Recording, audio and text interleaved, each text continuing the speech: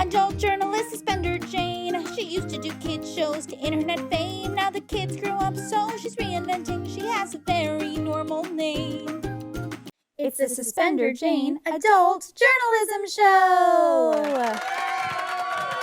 Hey guys, it's me, your girl Suspender Jane. And today I have the always happy, always positive guest, Chris O'Brien. Hey everyone.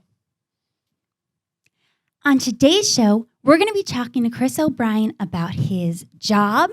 We're going to be talking to Chris O'Brien about his child. And we're going to talk to Chris O'Brien about his relationship to religion. Okay. Cool. So let's jump in. Yeah, I like that intro. Feels a little bit like you're taking a swing at me out the gate. It's an introduction. I want to set everybody up for what to expect. Sure, okay. How would you intro it? I don't know. This seems like there was an ironic sort of, you said that I was positive when maybe I'm not positive. I always experience you as positive. All right. On the inside. Sure, okay. I am positive, so. Well, I'm positive that we're going to have fun today. Nice. Well done, segue. Thank you. Speaking of segues, jobs. Some people are firefighters. Some people are elevator repairman. What are you? Yeah, I guess I make money selling real estate, helping people buy and sell real estate, like houses. Oh boy, I love houses and I live in one. Yeah, me too. What drew you to that line of work? It seemed better than bartending, and the barrier to entry is low. And are you still at a low barrier or are you high on the barrier? I'm high above barriers at this point. Wow, what does that mean? Exactly how much money do you make? I approximately make... Whoa, that's more than $50. Way more.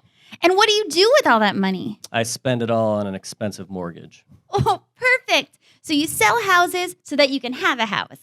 Yeah, and not save any money and live in a city that I love. I'm always planning to quit and move to the woods at any moment. I could get a large enough spread that I could fence a certain portion of it, I would think. I'll help you build that fence. Yeah, do you have fence building skills? I assume so. I love to learn, and I love to be active. So you've never built a fence?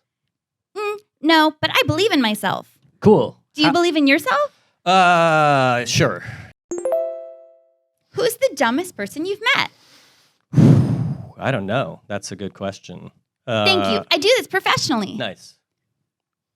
Oh, you're still waiting on an answer on that? Mm-hmm. I meet pretty dumb people a lot in this town, driving a lot. I meet dumb people, just based on their behavior, I'm assuming. So you think that if someone's a bad driver, that makes them unintelligent? Yeah, I think that certain choices are either selfish or, at best, stupid. Doesn't that seem like false equivalency? No, it seems like an assumption where I'm trying to give them the benefit of the doubt that they're not just a total selfish piece of garbage. So if you're stupid, you can get away with doing mean things. If you're stupid, then we think you might not realize how inconsiderate you're being, yeah. So that's very nice of you. Our legal system's based on that, You can be so stupid that you can commit crimes in this country. Is that true? I don't know. We have a president who's immune. Who? Donald J. Trump. Wow. And he's the president of what? These United States. Wow. And is he in charge all by himself like a king? He is now. Cool. I love kings and queens because their children are princesses. That's true. Why do you like princesses? Well, they're pretty, but also they question authority and oftentimes go out and interact with the people because their parents have lost touch. Do they? Mm-hmm. I didn't know that about princesses. Well, Jasmine did. Okay, so let's break that down. Jasmine in Aladdin. Mm-hmm. Her father has lost touch in some way? He's only listening to his advisor, Jafar. Okay. So it's like a Siddhartha tale where she goes out with the common people? Well, I don't know. Siddhartha went on a long journey, and Jasmine was only out of the house for like 3 hours. Interesting. I didn't realize there was such class struggle in that Arabian Nights. You should try to reanalyze it. Yeah, that's true. Speaking of delving deeper, you delve pretty deep because you have a child. Yeah. How did I delve deep? How does that translate? I assume children make you reevaluate things in your own life. Yeah. Is that correct? They make you think about what you may want and what you may have to do going forward a lot. Wow. What you may have to do? Like things against your moral or criminal code? No, more things that you'll have to do to take care of a child that's helpless for 20 years. Like what? Like sell real estate and not live in the woods. But you like having a child. Yeah, for sure. And having a child made you reevaluate what you want. So what is it that you want now? I think I'm also old, and so older. Wow, like 30? Yeah, like that. And that makes me care less about some things that I was ambitious about when I was younger. And then having a kid just suddenly seems more important than, other kinds of success. Taking care of that child seems like the more important focus suddenly, and the other things can fall away. It's a bigger success in a lot of ways. Yeah. Well, we'll see. He's only a year and a half. So. He could still disappoint you. For sure. But I could also disappoint him. Wow. Are you expecting to? No. But, odds are not great. May they be ever in your favor. Sure. Yeah. So because you have a child, you watch a lot of internet children's performers. Is that correct? I don't know that I would say a lot. We try to limit screens. We tried to do 0 screens, but we relented a little bit around a few Netflix shows for maybe like 20 minutes at the end of a day. Wow. Because I heard from a little birdie that you are a big fan of my arch nemesis, Miss Rachel. I don't know that I would say a big fan. I would say that her songs are burned into my skull, and I'm aware of her in an intimate way that I had no plans ever to be. And what are your main top 3 thoughts on her? Yeah, so I don't think that she's talented. Heard that, Miss Rachel? Yeah, but children seem to really respond to her in a mystifying way. But I do think her intentions are quite pure. She had a developmentally delayed child who didn't speak. So she, from what I understand, tried to use different techniques to help them talk, and then did that in schools for a lot of years, and then started doing it on YouTube. But now she's got hundreds of $1 million of Target deals and stuff. And because that's her origin story, you dislike her.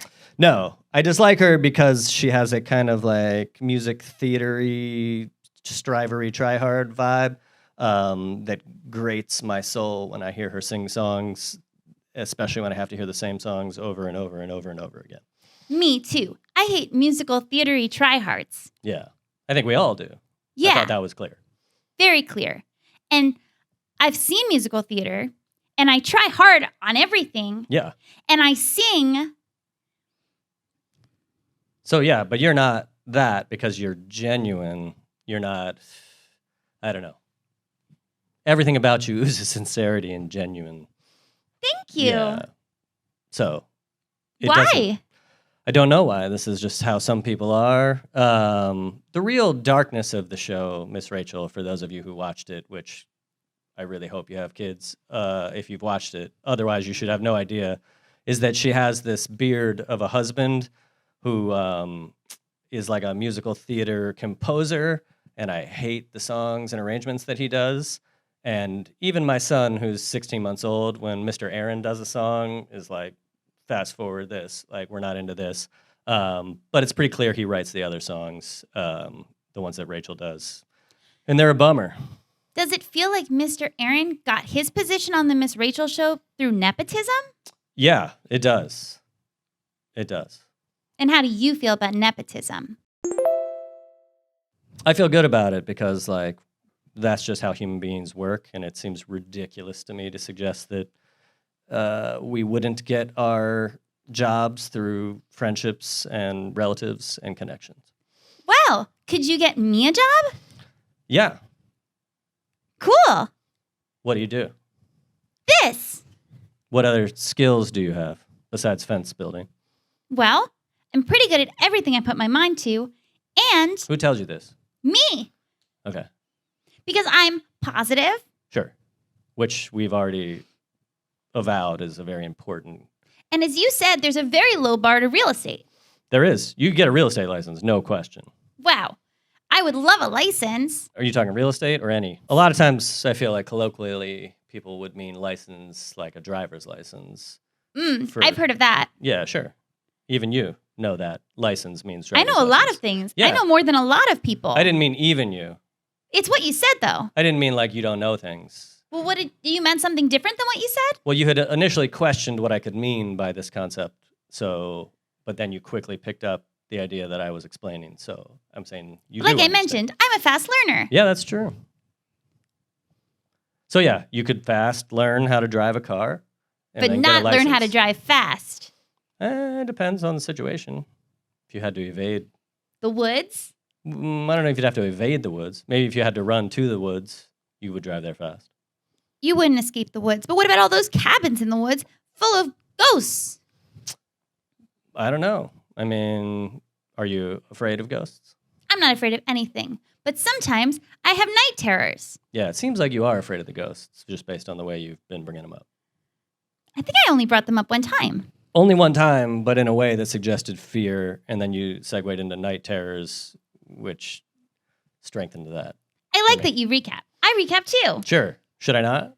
No, I support it. We're the same. Okay.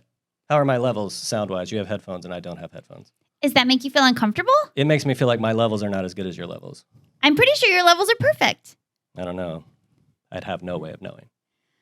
Well, if you had headphones, then you could be commenting on the levels, which might make me feel insecure. And I don't ever like to feel insecure. Yeah, I wouldn't comment on it, but I might modulate my mic placement to try to match your level. Don't modulate your mic placement. All right. But I feel like our mics might be blocking our faces. Definitely.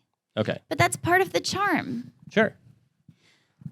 Miss Rachel doesn't have a microphone.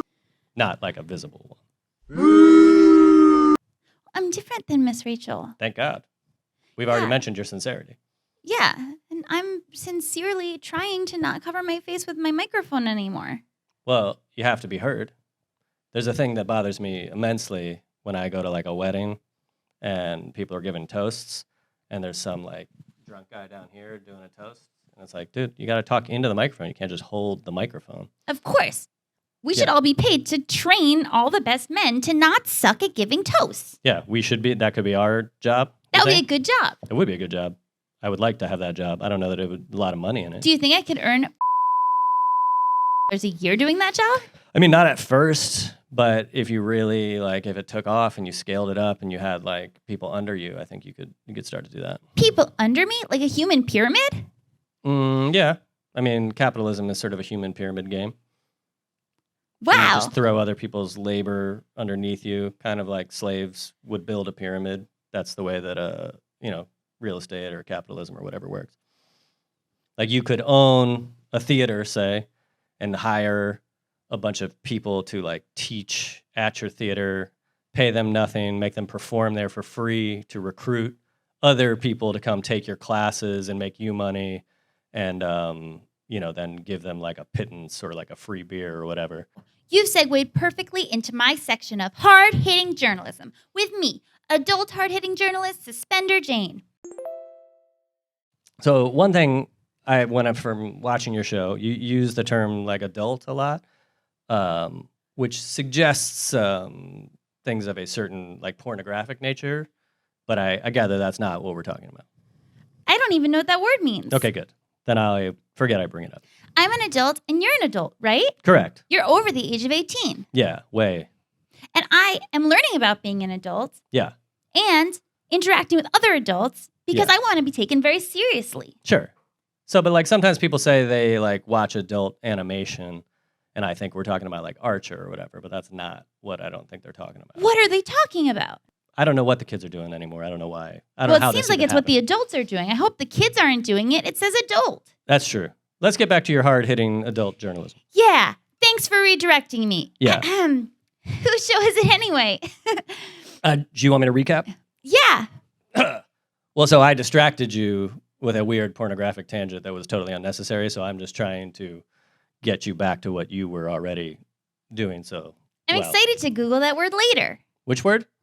Pornographic? Hunenmiffe. Yeah, just hit adult cartoons and I think you'll get there. All right, will do. It's stored in my brain. Yeah. So, Cool. hard-hitting journalism. Yeah. Chris O'Brien, you've already alluded to this, but what is your background and exact thoughts on improv theater politics and your place in them? I don't have a place in them, per se. I was, involved in improv theaters many years ago. And I think that they're a good place to meet people and make relationships and practice a craft and work out a little bit. I think if you stay too long and expect too much from them, you can be disappointed or feel like you're doing something when you're not. And did that happen to you? It was on the cusp of happening to me. I think I was teaching at a theater for like 7 years, so started to feel like diminishing returns. But did you approach it gingerly and just enter it for the improv fun comedy part? Or did you take some kind of a, position where you were an authority figure? I mean, to me, improv was something that made me uncomfortable. And I liked when I was acting to really prepare. And it made me so uncomfortable that I felt like I had to do a lot of it. And then I subjected a bunch of other people who just loved doing that thing to my hesitancy and dislike of the thing. And that created some friction. And would you like to say sorry to them? No. And that's been hard-hitting journalism with me, adult, non-punamific, adult journalist. Yeah, you're an adult journalist. There's lots of kinds of religions. Sure. There's Buddhism. Yep. There's Zoroastrianism. Yeah. What's your religion? That one starts it all. I was raised as a Catholic. Heard of it? Sure, yeah. Big one.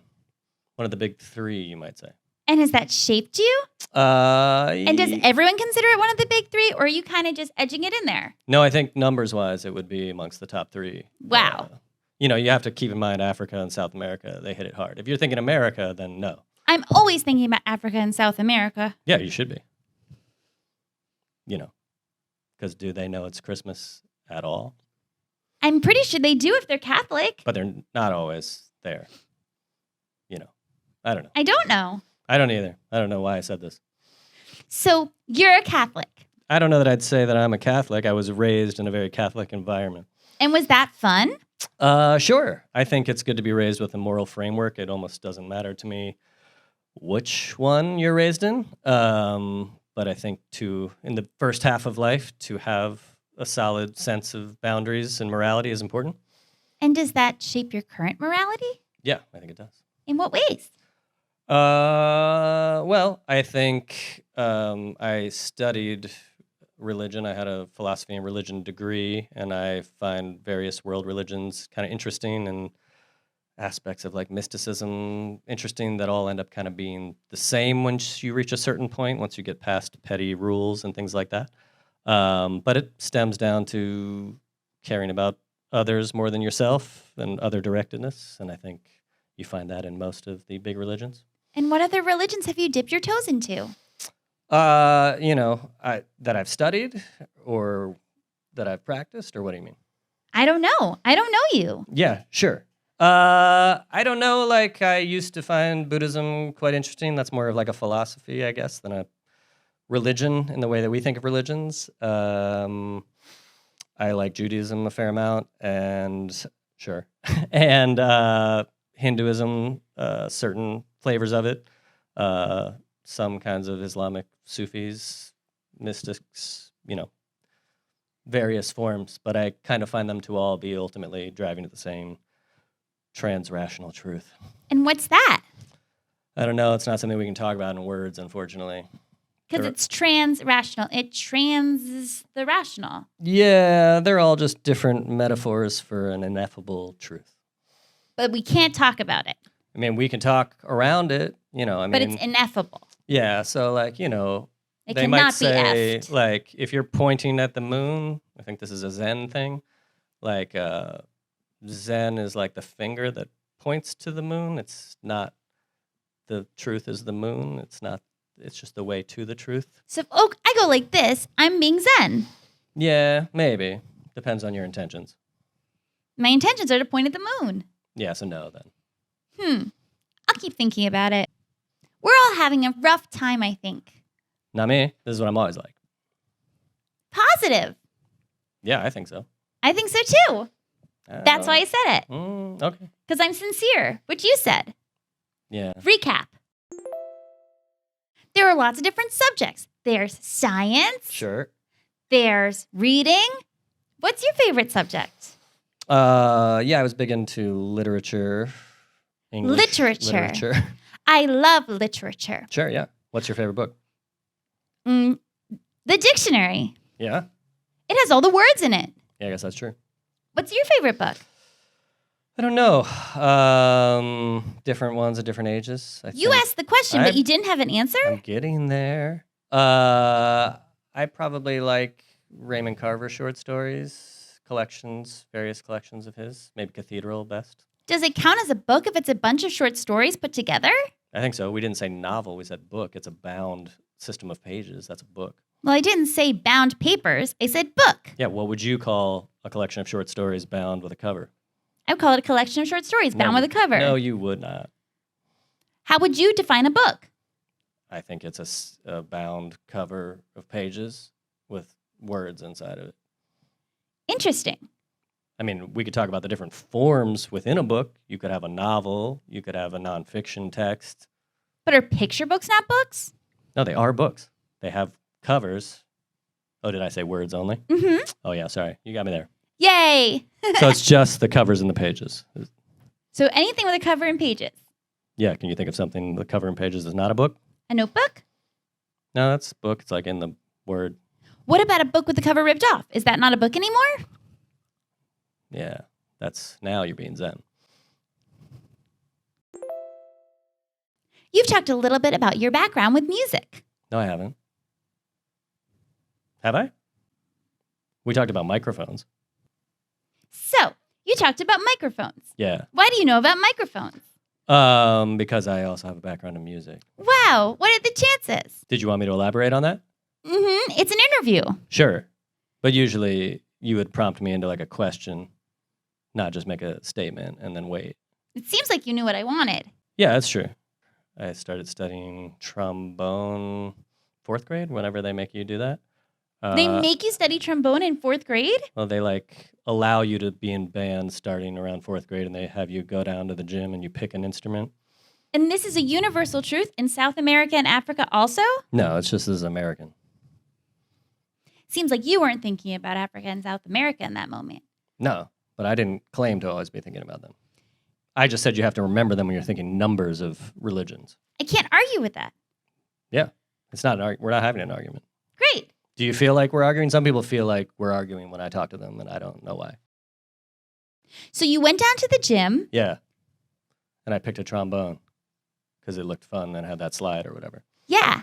Then I did that till I was like 18, 19. Although I could still play a trombone if you had one. Do you have a trombone? Probably. Like here right now? Do we have one? Mm. All right, so I have a shofar. You have a shofar, like a Jewish horn? Yeah. I don't know. The mouthpiece on that, different. I might be able to make it sound. I think I'm going to go get you a shofar. Oh, here comes a shofar. That doesn't look playable. That looks decorative. But I don't know for sure.